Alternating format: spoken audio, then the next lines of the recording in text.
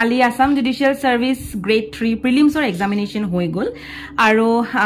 কালি যেহেতু এক্সামটো হৈ গল গটিকে যি সকলৰ পৰীক্ষা ভাল হৈছে সেই সকলে এতিয়াৰ পৰা ধুনিয়াকে মেইনছৰ প্ৰিপাৰেচন কৰক অকনো চিন্তা নকৰিব প্ৰিপাৰেচন ষ্ট্ৰং ৰাখক আৰু যি সকলৰ এক্সাম বৰ এটা ঠিক হোৱা নাই সেই সকলে চিন্তা নকৰিব কাৰণ এতিয়াৰ পৰা নেক্সট এক্সামটো লৈ যথেষ্ট সময় আছে গটিকে নেক্সট এক্সামটোৰ কাৰণে আপোনালোকে এতিয়াৰ পৰাই প্ৰিপাৰেচন কৰক হাৰ নামানিব কাৰণ এবিলাক পৰীক্ষা কম্পিটিটিভ এক্সামিনেশন হয় গতিকে ইয়াত খেল হাৰা জিকা থাকে আজি আমি এটো ভিডিঅ'ত আমাৰ লিগেল ক্লাষ্টাৰৰ ফালৰ পৰা কিমানখিনি কোৱেশ্চনছ ডাইৰেক্ট এণ্ড কমন পৰিছে সেইখিনি কথাই আমি পাতিম সো প্ৰথমতে জনাবলে সুখী হওঁ যে 42 questions are direct and common from legal cluster আমি কিতেবা কিছুমান কোৱেশ্চন পাওঁ যিখিনি ডাইৰেক্ট কোৱেশ্চন নহয় যিখিনি আমাৰ ইনডাইৰেক্ট কোৱেশ্চন হয় আমি ভাবিব লাগে তেনে ধৰণৰ কোৱেশ্চনৰ কথা মই এটো ভিডিঅ'ত আপোনালোকক কোৱা নাই এজ ফৰ এক্সাম্পল এনেকুৱা এটা কোৱেশ্চন যত আপোনালোকক সুধিছে যে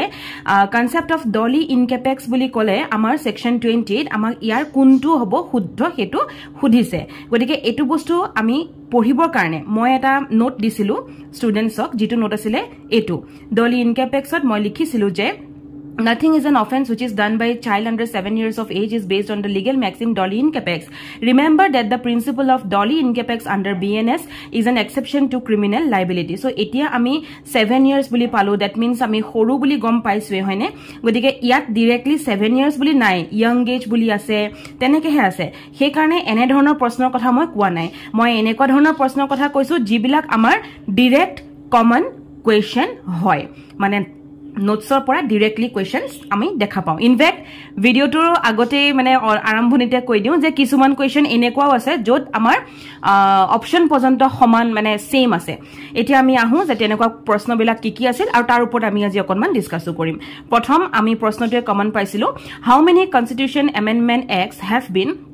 enacted till date আৰু আমাৰ নোটটো আছিল এটো যত মই আপোনালোকক 106 2023 হৈছে আৰু এই টোটাল গুটেই যিখিনি আমাৰ এমেন্ডমেন্ট আছিল মোস্ট ইম্পৰ্টেন্ট খিনি মই আপোনালোকক দিছিলো আৰু তাতে লাষ্টটো আছিল 106 সো আমি আনসাৰটো গমে পালো নেক্সট আমাৰ কমন পৰিছিল এটো question the concept of judicial review in the Indian constitution is inspired by constitution of এটো আমি পাইছিলো শক্তি খেলত সো শক্তি খেল 12 যিখন মক টেস্ট হয় তাত মই জুডিশিয়াল ৰিভিউৰ ওপৰত এটা কোৱেশ্চন সেট কৰিছিলো আৰু এই কোৱেশ্চনটো আছিল judicial review has been borrowed from আৰু আমাৰ শক্তি খেল হৈছে লিগেল ক্লাষ্টাৰৰ ফালৰ পৰা আয়োজন কৰা প্ৰিলিমছৰ বাবে এখন ফুল মক টেস্ট যিখন আমি আয়োজন কৰিছিলো 12 নম্বৰ লৈকে গতিকে সেইখনত এটো কোৱেশ্চন